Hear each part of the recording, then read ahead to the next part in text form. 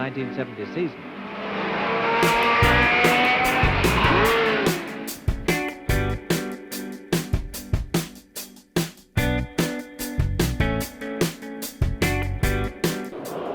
Good afternoon, ladies and gentlemen, and welcome to our Classic Car Investment Forum. We have a collection of professionals here that you wouldn't normally find in the classic car market. So Robert, you're at the cutting edge of financing these cars, you lend the money. What's the sentiment out there? What are you seeing? Tell us some market intelligence.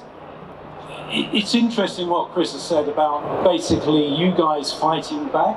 What I've seen over the last probably 5 years is a great availability of money to buy old cars, but the wrong sort of people buying the cars, driving the market beyond the real car buyers, which I've seen in the last few years has been very disappointing, because the real passionate people, the people who are here today at these shows, are the ones that have been excluded from certain cars and certain purchases. Chris is right, there is a correction. It's not a bubble, it's a correction where the cars are now reaching the price and value, because price and value to my mind are two very different things. Is it worth it? Is it worth the price? But they are reaching a value where it is a good time to buy. In terms of money available to buy these cars, in the last few years there has been a lot.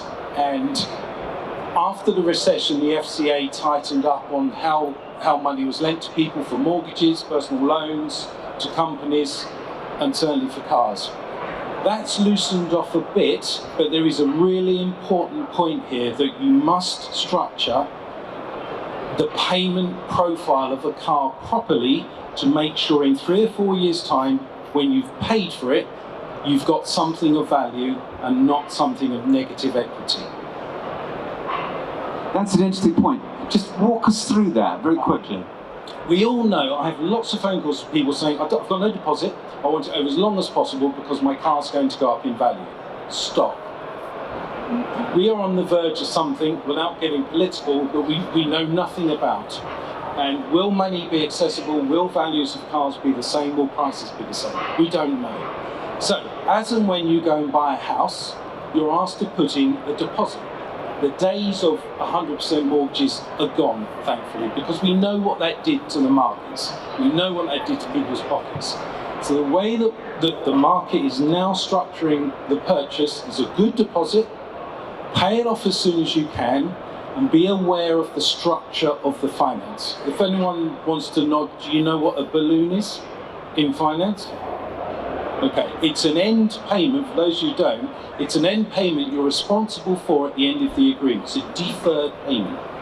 People ask me, what's the cheapest way to buy a car? And my first answer flippantly is not to borrow the money. Yeah? But if you're in that position where you have to borrow the money, you borrow it sensibly and responsibly for yourself. Because there are institutions in the market at the moment, there's lots of money around that will lend and lend and lend, but you are the person responsible for that loan. So what we try and do as a business is to ensure that what you're buying is structured properly with the funding package that you get. Nobody buys a house on the assumption that it will go down in value, do you? You don't. So you need to apply that in the same way to motor cars. There's lots of products in the market, but you need to beware.